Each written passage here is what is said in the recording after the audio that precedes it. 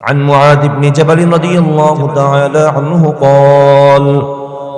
قال رسول الله صلى الله عليه وسلم يطلع الله إلى خلقه في ليلة النصف من شعبان فيغفر لجميع خلقه إلا لمشاحن أو مشركين আল্লাহর নবীর জালিলুল কদর সাহাবী হযরত মুআদ ইবনে জাবাল রাদিয়াল্লাহু তাআলা আনহুর বর্ণনা তিনি বলেন আল্লাহর হাবিব জনাবে মুহাম্মদুর রাসূলুল্লাহ সাল্লাল্লাহু আলাইহি ওয়াসাল্লাম ফরমান ইয়াত্তালিউল্লাহু ইলা খালকিহি ফি লাইলাতিন নিসফি মিন শাবান আল্লাহ তাআলা শাবানের মধ্য রজনীতে অর্থাৎ শাবানের 15 তারিখ রাতে শবে বরাতের রাতে আল্লাহ তাআলা বান্দাদের দিকে মনোনিবেশ করেন, মনোযোগী হন।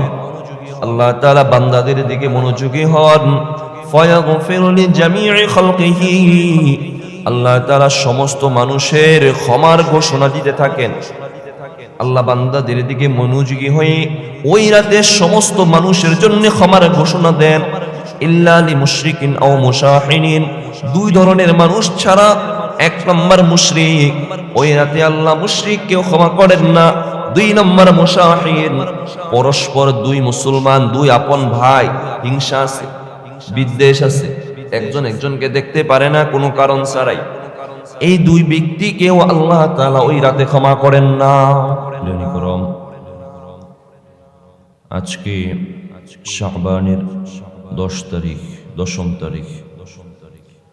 গত সপ্তাহে আমরা ইতিহাসে শাবান মাসের কি গুরুত্ব, শাবান মাসে রমাদানের প্রস্তুতিমূলক কি করণীয়, কি বর্জনীয়, সে সম্পর্কে কিছু আলোচনা শুনেছিলাম। আজকে ইনশাআল্লাহ যেহেতু শাবানের 10, তার মানে আর 4 দিন পর আমাদের কাঙ্ক্ষিত শবে বরাত, যেটা লাইলাতুন নিসফি মিন শাবান, যেটাকে আমরা শবে বরাত বলে জানি। আজকে ওই শবে বরাত, এটা নিয়ে কয়েকটি পয়েন্ট আলোচনা হবে। একটা সময় ছিল শবে বরাত, এই দিনটাকে কেন্দ্র করে, রাতটাকে কেন্দ্র করে মানুষের মাঝে অনেক বেশি উৎসব মুখর পরিবেশ। এটাকে নিয়ে মসজিদ আলোকসজ্জা থেকে শুরু করে, খিচুড়ি থেকে শুরু করে, ওরস মাজার থেকে শুরু করে অনেক বেশি বাড়াবাড়ি ছিল। একটা সময় এটা নিয়ে অনেক বেশি বাড়াবাড়ি ছিল। আস্তে আস্তে এখন এটার প্রতি একদমই ছাড়াছাড়ি হয়ে যাচ্ছে।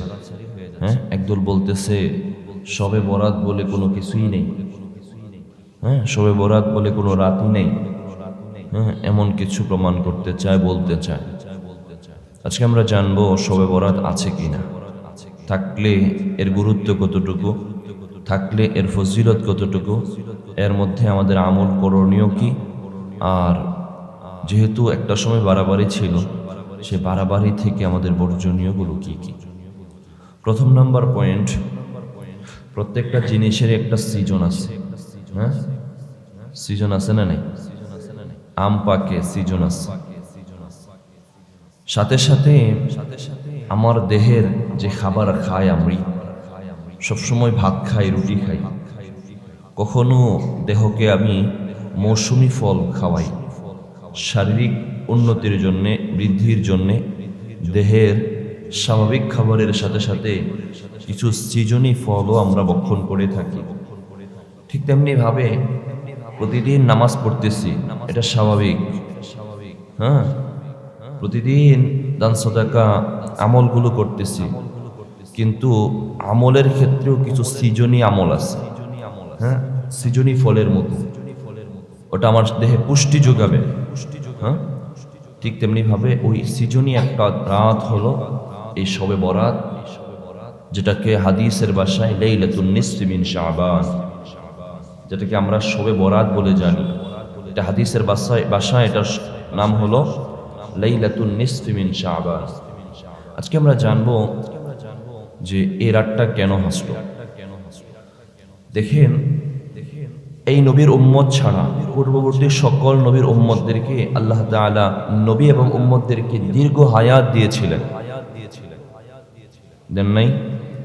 আদম আলাইহিস সালাতু ওয়াস সালাম 960 বছর হায়াত পেয়েছেন। পয়গম্বর শীশ আলাইহিস সালাতু ওয়াস সালাম 912 বছর হায়াত পেয়েছেন। পয়গম্বর ইদ্রিস আলাইহিস সালাতু ওয়াস সালাম 865 বছর হায়াত পেয়েছেন। ইব্রাহিম আলাইহিস সালাম 175 বছর হায়াত পেয়েছেন। মুসা আলাইহিস সালাতু ওয়াস সালাম 120 বছর হায়াত পেয়েছেন। নূহ আলাইহিস সালাম 950 বছর হায়াত পেয়েছেন। 950 বছর হায়াতের ব্যাপারে, ওনার ব্যাপারে কোরআনে কথা আসছে যে 950 বছর উনি দাওয়াত দিয়েছেন। হায়াতের ব্যাপারে পূর্ণ কথাটা আসে নাই। তাহলে বোঝা যাচ্ছে অন্তত ওনার হায়াতটা 950 চেয়ে বেশি। বেশ, সূরা আনকাবুতের 14 নম্বর আয়াতে আল্লাহ বলেন, আউযু বিল্লাহি মিনাশ শাইতানির রাজীম, বিসমিল্লাহির রহমানির রহিম। ولقد أرسلنا نوحا إلى قومه فلبث فيهم ألف سنة إلا 50 عاما। আল্লাহ বলেন, ওয়ালাকাদ আরসালনা নূহান ইলা কওমিহি, আমি পয়গম্বর নূহকে তার স্বজাতির কাছে পাঠিয়েছি। ফালাবিসা ফীহিম আলফা সানাতিন ইল্লা 50 আমা, তিনি তার গোত্রের কাছে অবস্থান করেছেন 1050 কম 50 কম 1000 মানে 950 বছর। এ থেকে বোঝা যায় 950 বছর তিনি অবস্থান করেছেন, এটাই তার হায়াত। আমার ভাই, পয়গম্বর আদম আলাইহিস সালাতু ওয়াস সালাম থেকে নিয়ে পয়গম্বর ঈসা আলাইহিস সালাতু ওয়াস সালাম পর্যন্ত সমস্ত নবী এবং উম্মতদেরকে আল্লাহ তাআলা দীর্ঘ হায়াত দিয়েছিলেন। তারা অনেক লম্বা লম্বা হায়াত পাইতেন। আস্তে আস্তে আমার আপনার নবী মুহাম্মদুর রাসূলুল্লাহ সাল্লাল্লাহু আলাইহি ওয়াসাল্লামের শেষ আখির জামানা যখন আসলো, আমাদের গড় আয়ু হলো 60 থেকে 70 বছর, আরো কমে যাচ্ছে। আল্লাহ তাআলা এই উম্মতের হায়াত কমায়া দিচ্ছেন। দুনিয়ার শেষ জিন্দেগিতে আসে, শেষ সময়ে আছে, তাই হায়াত কমে গেছে। তাহলে আমরা 60 বছর যে আমল করব, তারা 900 বছর আমল করে তারা কি আমাদের আগে জান্নাতে যাবে কিনা? আমার ভাই, আল্লাহ রাব্বুল আলামিন আমাদের জন্য এমন কিছু রাত, এমন কিছু দিন নির্ধারণ করে দিয়েছেন, যে একটা রাত কেউ আমল করলে, যে একটা দিন কেউ আমল করলে, তাদের 1000 বছর ইবাদত করে যে সওয়াব পেয়েছে, আল্লাহ তাআলা এক রাতের আমলের মাধ্যমে সেই সওয়াব দান করবেন। তারা 1000 বছর হায়াত পেয়ে আমল করে যে সওয়াব পাইছে, আল্লাহ তাআলা এমন কিছু দিন, এমন কিছু রাত এই উম্মতের জন্য নির্ধারণ করেছেন, রেখে দিয়েছেন। ওই রাতগুলোতে যদি আমল করতে পারি, তাহলে আল্লাহর ফজলে 1000 বছরের সওয়াব পেয়ে যাব। তাহলে আমল করতে প্রস্তুত আছি তো ইনশাআল্লাহ? সেই একটি রাতের ব্যাপারে আজকে আলোচনা হবে, যেটাকে আমরা চিনি শবে বরাত বলে। হাদিসের ভাষায় হলো লাইলাতুন নিসফি মিন শাবান। আমার ভাই, কেন বলছি কথাটা? আজকের সমাজে, বর্তমান সময়ে একদল বলতে চায় এই রাতটা নাই, এই রাতের ব্যাপারে কোনো কথা নাই, এই রাতই নাই। হাদিসে এই রাতের ব্যাপারে কোনো শব্দ আসে নাই, হাদিসে এই রাতের ব্যাপারে কোনো শব্দ আসে নাই। আসলে শবে বরাত আমরা যে শব্দটা বলি, এই শব্দটা কোনো আরবি শব্দ না, দুইটা ভাষার সংমিশ্রণ এই শব্দটা। তাহলে হাদিস এটা হলো আরবি ভাষায়। হাদিস কোন ভাষায়? আমার নবী আরবি, হাদিস আরবি, কোরআন আরবি। তাহলে কোরআন এবং হাদিসে থাকতে হলে আরবি ভাষাই লাগবে। তোমরা, আমরা যে শব্দ দিয়ে এটা চিনি, ওই শব্দ দিয়ে যদি এটাকে চিনতে চাও, তাহলে তো পাবা না। পেতে হলে এটার যে আরবি নাম আছে সেটা দিয়ে সার্চ করো, খুঁজে নাও। শবে বরাত, সব শব্দটা হলো ফার্সি, অর্থ হলো রাত। বরাত শব্দটা হলো আরবি, অর্থ হলো মুক্তি।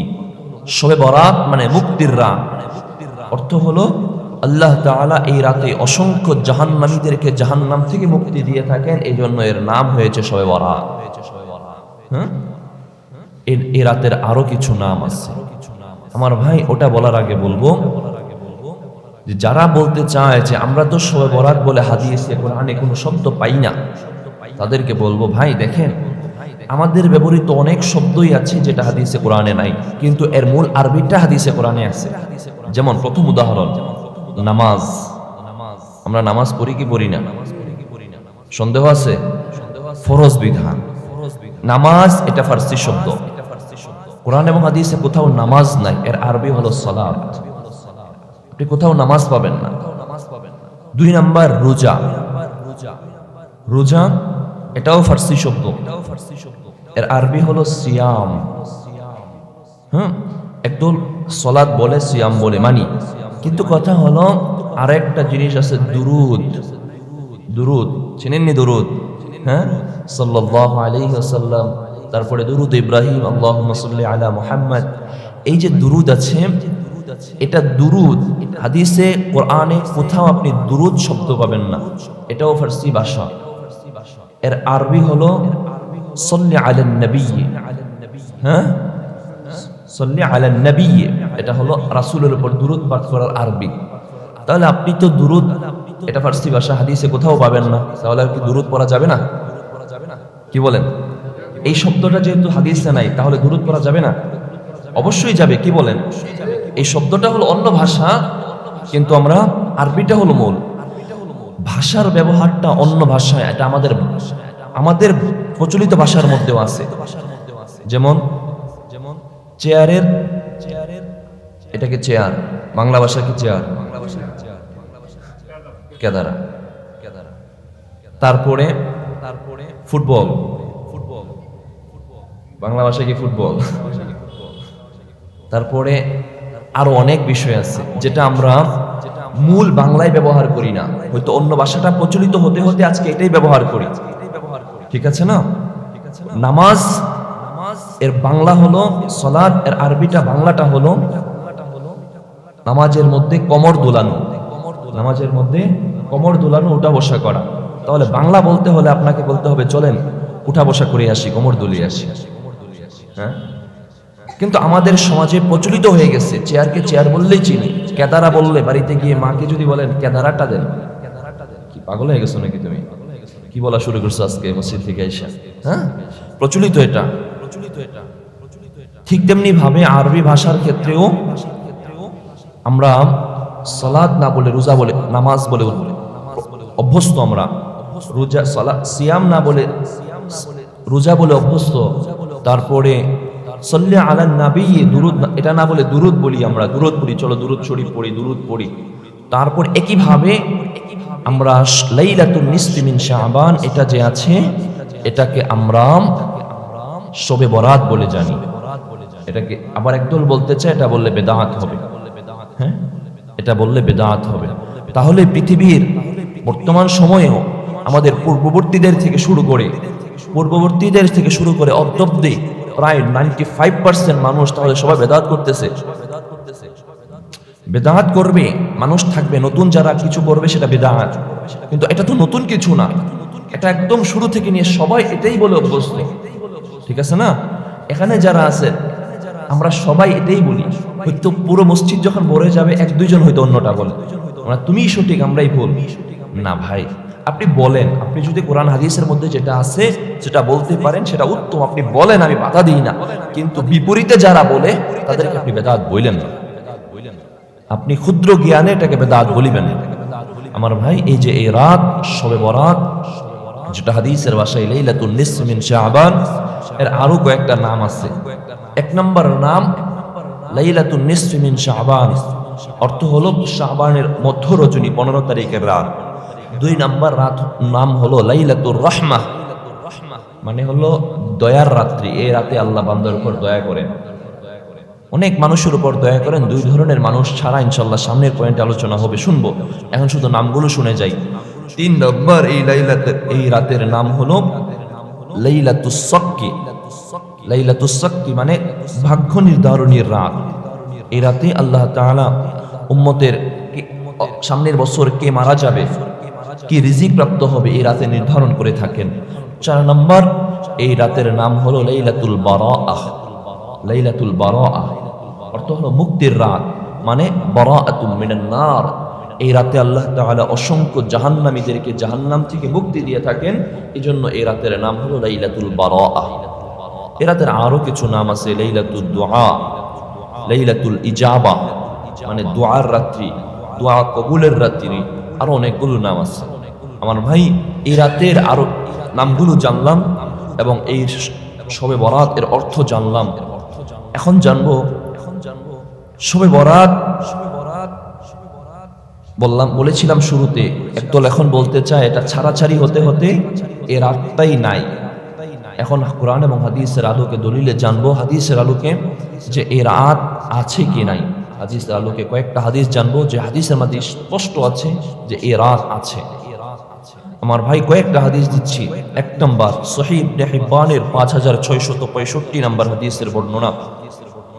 عن معاذ بن جبل رضي الله تعالى عنه قال قال رسول الله صلى الله عليه وسلم يطلع الله إلى خلقه في ليلة النصف من شعبان فيغفر لجميع خلقه إلا لمشاحن أو مشركين.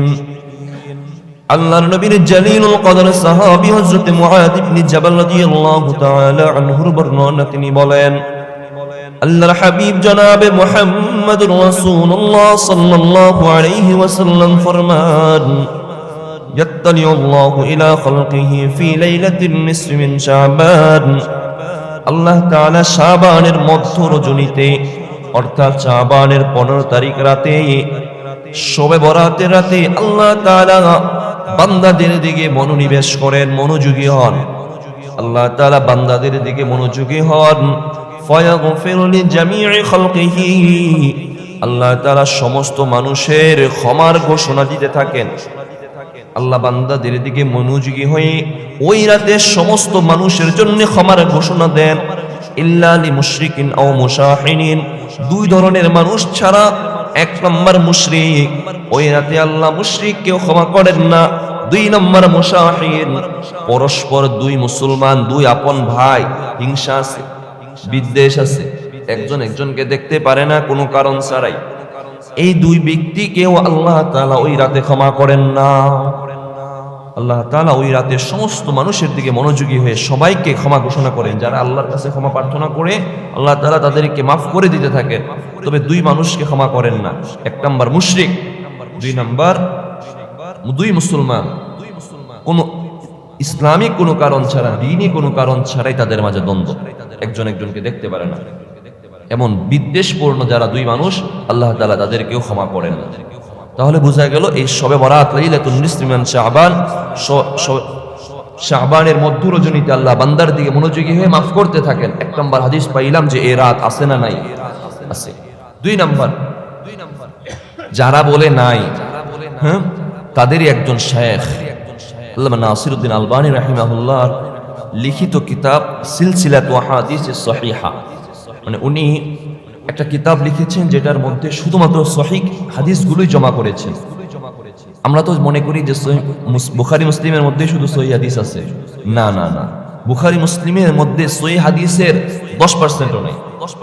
আরো আল্লাহর নবীর এত হাদিস, সহিহ হাদিস এত বিস্তৃত আছে যে বুখারীর মধ্যে এক কিতাবের অর্ধেকও নেই, আর সহিহ কিতাব আর অনেকগুলো আছে। তো অন্যগুলো থেকে আল্লামা নাসিরউদ্দিন আলবানী রাহিমাহুল্লাহ সিলসিলাতু আহাদিস সহিহার মধ্যে যে একটা হাদিস এনেছেন, এই লাইলাতুল বারাআহ, লাইলাতুন নিসফি মিন শাবান, শবে বরাতকে উল্লেখ করে। হাদিস নাম্বার হলো 1144, 1144। একই হাদিস বাইহাকির মধ্যেও এসেছে, বাইহাকির 2827 নম্বর হাদিসের বর্ণনা। عن أبي بكر الصديق رضي الله تعالى عنه قال قال رسول الله صلى الله عليه وسلم ينزل الله تعالى إلى السماء الدنيا ليلة النصف من شعبان فيغفر لجميع خلقه إلا رجل مشرك أو رجل في قلبه شحناء. আল্লাহর নবীর জালিলুল কদর সাহাবী হযরত আবু বকর সিদ্দিক রাদিয়াল্লাহু তাআলা আনহুর বর্ণনা, তিনি বলেন, আল্লাহর হাবিব জনাবে মুহাম্মদুর রাসূলুল্লাহ সাল্লাল্লাহু আলাইহি ওয়াসাল্লাম ফরমান, ইয়ানজিরুল্লাহু তাআলা ইলা সামাঈদ দুনিয়া ফি লাইলাতিন নিসফি মিন শাবান। আল্লাহ তাআলা শাবানের 15 তারিখ রাতে প্রথম আসমানে অবতরণ করেন। ইলা সামাঈদ দুনিয়া, প্রথম আসমানে আল্লাহ অবতরণ করেন। ফায়াগফিরু লিকুল্লি শাইইন, আল্লাহ তাআলা প্রথম আসমানে শবে বরাতের রাতে এসে সমস্ত মানুষের জন্য ক্ষমার ঘোষণা করে দেন। আল্লাহ তাআলা ওই রাতে প্রথম আসমানে এসে সমস্ত মানুষের জন্য ক্ষমার ঘোষণা করেন। তবে মুশরিক এবং পরস্পর বিদ্বেষ পোষণকারী এই দুইজনকে আল্লাহ ক্ষমা করেন না।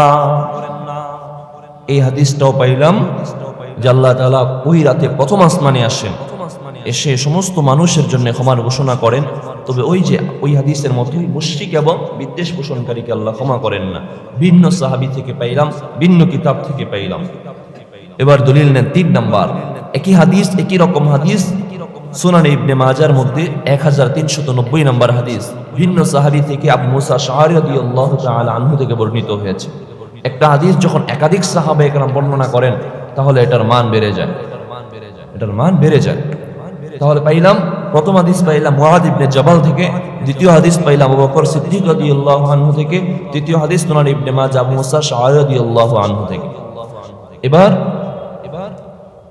এই হাদিসগুলো আঙ্গিকে তাদের যে ইমাম আছে, বড় বড় ইমাম, আমাদের কথা বাদই দিলাম, যারা বলতে চায় এ রাত নাই, তাদের মধ্যে অন্যতম ইমাম শাইখুল ইসলাম ইবনে তাইমিয়া রাহিমাহুল্লাহ, বড় একজন ইমাম, যার কথা ওনারাও মানেন। 728 হিজরিতে যার ইন্তেকাল, উনি এই লাইলাতুল বারাআর ব্যাপারে মাজমুউল ফাতওয়ার 23 নম্বর খণ্ডের 136 নম্বর মধ্যে তিনি বলেন, قال الإمام التيمي رحمه الله تعالى ليلة النصف من شعبان فقد روي في فضلها من الأحاديث المرفوعة والآثار। আল্লামা ইমাম তাইমিয়া রাহিমাহুল্লাহ বলেন, লাইলাতুন নিসফি মিন শাবান ফাকাদ রুবিয়া ফি ফাদলিহা, তিনি বলেন লাইলাতুন নিসফি মিন শাবানের ব্যাপারে এত অধিক হাদিস বর্ণিত হয়েছে, কদ বুরিদা ফিহা ইয়াদুল্লু আলা আন্নাহা আসলান, যে তিনি বলেন এত হাদিস বর্ণিত হয়েছে যে এর একটা ভিত্তি আছে, একটা প্রমাণ হয়। লাইলাতুন নিসফি মিন শাবান শবে বরাতের ব্যাপারে এত হাদিস বর্ণিত হয়েছে, এত সংখ্যক রাবী বর্ণনাকারী বর্ণনা করেছেন হাদিস, যে এটা প্রমাণ হয় যে শবে বরাতের একটা ভিত্তি আছে। শবে বরাতের রাত বলে একটা রাত, লাইলাতুন নিসফি মিন শাবানের একটা রাত আছে, শাবানের মধ্য রজনী একটা ফজিলতপূর্ণ রাত আছে। ওয়া আন্না ফাদলাহা আসলুন, এবং তার ফজিলতটাও প্রমাণ হয়। আমার ভাই, সময় সংক্ষিপ্ত, আরো একটা দলিল আছে যে আব্দুল্লাহ ইবনে মুবারক রাহিমাহুল্লাহ, আব্দুর রহমান ইবনে মুবারকপুরি রাহিমাহুল্লাহ তিরমিজির ব্যাখ্যা নিয়ে একটি গ্রন্থ লিখেছেন তুহফাতুল আহওয়াজি এর 3 নম্বর খণ্ডের 365 নম্বর পৃষ্ঠার মধ্যে তিনি বলেন যে লাইলাতুন নিসফি মিন শাবান, এই রাতটা প্রমাণিত রাত, এই রাতের ব্যাপারে আল্লাহর নবীর কথা আছে, এই রাতের ফজিলত আছে। এতক্ষণ আমি আপনাদের সামনে বোঝানোর চেষ্টা করলাম যে এই রাত আছে, কারণ একটা সময় এটা নিয়ে বাড়াবাড়ি ছিল, আজকে আস্তে আস্তে এটা নিয়ে একদম ছাড়াছাড়ির পর্যায়ে চলে গেছে যে এই রাত বলে কিছুই নেই, এমন একটা পর্যায়ে চলে গেছে। না ভাই, এই রাত পাইলাম, এই রাত আছে, এই রাতে আল্লাহর পক্ষ থেকে ক্ষমার ঘোষণা হয়। এখন জানবো যে এই রাতের ফজিলত গুলো কি। 1 নম্বর, যে এই রাত হলো ক্ষমার রাত্রি, এই রাতে আল্লাহ তাআলা ক্ষমা করতে থাকেন, বান্দার ক্ষমার ঘোষণা দেন। পিছনে 2-3টা হাদিস শুনলাম যে আল্লাহ ক্ষমা করে দেন। এখন নতুন একটা হাদিস শুনি, তিরমিজির 739 নম্বর হাদিসের বর্ণনা। আমার ভাই, এখন এই যে হাদিসটা বলতেছি, এই হাদিস সনদের মধ্যে দুর্বলতা আছে, কিন্তু এই হাদিস যখন আমি বর্ণনা করব, তারাই এখন আমার এই হাদিসটা নিয়ে বলবে তাহলে তো শবে বরাতের রাতের হাদিসের মধ্যে দুর্বলতা আছে। ভাই, আমি এখন কোন আঙ্গিকে হাদিসটা বর্ণনা করছি? একটু আগে হাদিস যেটা এই রাত আছে না নাই এর প্রমাণ করতে গিয়ে যে কয়েকটা হাদিস বলছি, বাপের বেটা হয়ে থাকলে ওই হাদিসগুলোকে দুর্বল প্রমাণ করো।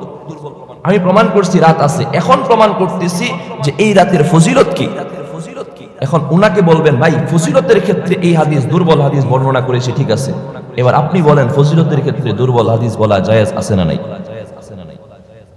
এখন কথা বুঝবেন, তারা এখন আমার এই হাদিস নিবেন, যে বলবে যে এই তিরমিজি, মোবাইল খুলবে, তিরমিজির 739 নম্বর হাদিস উপরে দেওয়া আছে, দুর্বল বলবে তো দুর্বল ভাই, অথবা হাসান অথবা জয়ীফ কোন একটা বলে দিবে। আমি তো এই রাত প্রমাণ করতে গিয়ে এই হাদিস বলতেছি না, অলরেডি অনেকগুলো হাদিস বলে ফেলছি। তোমাদের শেখ নাসিরউদ্দিন আলবানীর সিলসিলাতুল হাদিস সহিহা থেকে হাদিস বলেছি। এখন বলতেছি এই রাতের ফজিলত কি ভাই, ওইভাবে কথা নিবেন, ওইভাবেই কথা বোঝার চেষ্টা করবেন। আম্মা জান আয়েশা সিদ্দিকা রাদিয়াল্লাহু তাআলা আনহা বর্ণনা করেন, عن عائشة رضي الله تعالى عنها قالت فقدت رسول الله صلى الله عليه وسلم ليلة فخرجت فإذا هو في البقيع। আল্লাহর নবীর প্রিয়তম স্ত্রী আম্মা জান আয়েশা সিদ্দিকা রাদিয়াল্লাহু তাআলা আনহার বর্ণনা, তিনি বলেন ফাকাদতু নবী সাল্লাল্লাহু আলাইহি ওয়াসাল্লাম ফি লাইলাতিন, এক রাতে নবীর রাতের পালাটা আমার ঘরে ছিল। একদিন এক রাতে নবী এক স্ত্রীর ঘরে থাকতেন, অথবা পালাক্রমে এক এক স্ত্রীর ঘরে থাকতেন। এক রাতে আমার ঘরে পালা ছিল।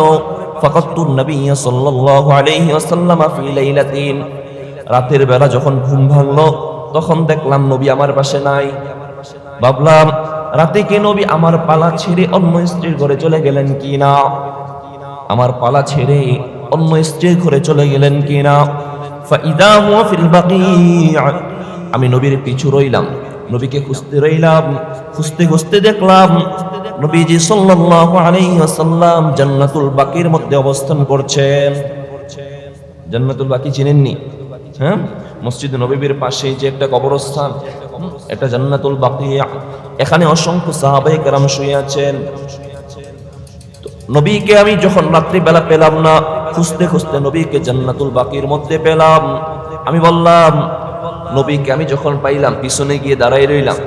আমি পিছন থেকে দাঁড়িয়ে রইলাম, আমি যদিও দাঁড়িয়ে রইলাম, চাঁদের আলোটা পিছন থেকে সামনের দিকে নবীর উপর গিয়ে পড়লো, নবীর সামনে গিয়ে পড়লো।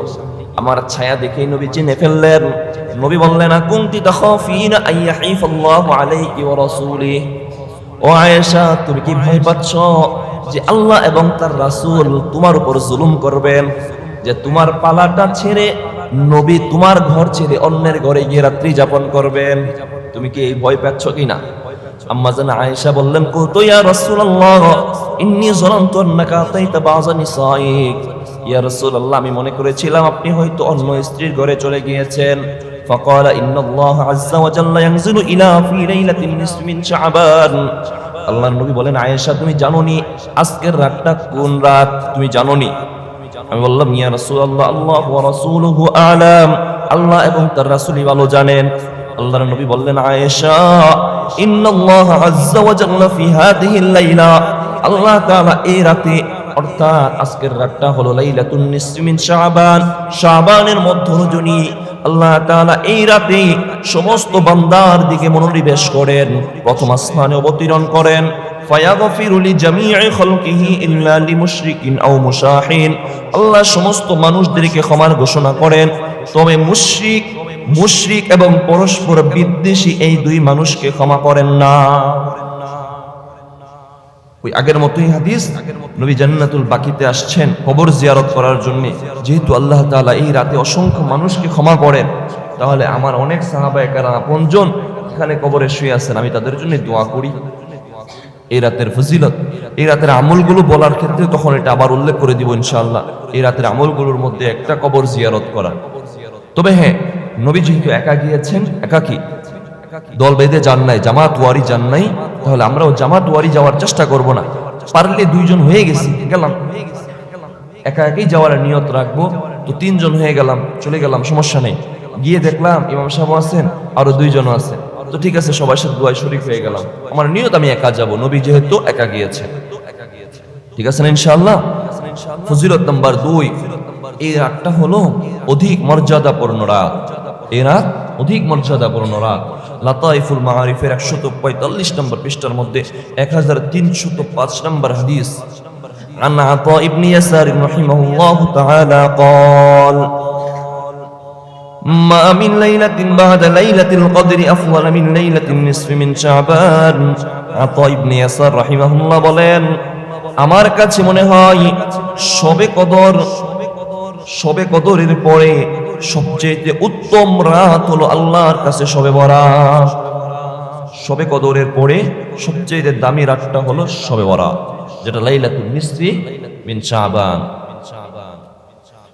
আমার ভাই ফজিলত গেল কয়েকটা, এখন জানবো এই রাতে আমলগুলো কি, কয়েকটা এখন জেনে যাই ইনশাল্লাহ। যদি সুযোগ হয় যে ওই দিন রাতেও আমরা ওই রাতে একটা বিশেষ আমল তওবা, বিশেষ আমল তওবা, কারণ আমাদের সময়ে নবীর জামানার পরবর্তী জামানার বিখ্যাত একজন আল্লাহ ওয়ালা বুজুর্গ মালিক ইবনে দিনার রাহিমাহুল্লাহ তাওবা আল্লাহ তাআলা এই শবে বরাতে লাইলাতুন নিসফি মিন শাবান, শাবানের মধ্য রজনী 15 তারিখ রাতে আল্লাহ কবুল করেছিলেন। তিনি মদ্যপায়ী ছিলেন, মদ পান করতেন, ট্যাক্স উঠাইতেন আর সরকারি চাকরি করতেন আর মদ পান করতেন। এত বেশি মদ পান কি মদের ব্যাপারে একদম প্রসিদ্ধ ছিলেন, সারাক্ষণ দিনে রাতে মদ খেয়ে একদম টাল হয়ে থাকতেন, অচেতন হয়ে থাকতেন। আল্লাহ তাআলা উনার তওবা এই শাবানের 15 তারিখ রাতে কবুল করেছিলেন। হাদিস প্রমাণ করে আল্লাহ তাআলা এই রাতে ক্ষমা করেন, তওবা কবুল করেন, গুনাহ মাফ করেন, দোয়া কবুল করেন। এবং এমন নিদর্শনও পাইছি যাদের দোয়া আল্লাহ কবুল করেছেন।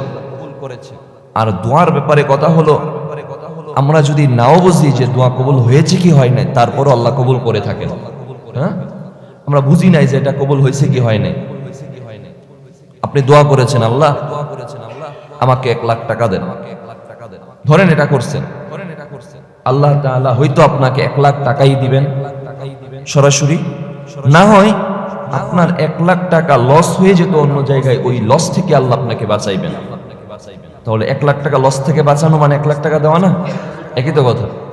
2-3 নাম্বার, না হয় আল্লাহ তাআলা যদি দুইটার কোনো একটাও না করেন, আপনাকে আল্লাহ তাআলা আখিরাতে এই 1 লাখ টাকার সওয়াব দান করবেন।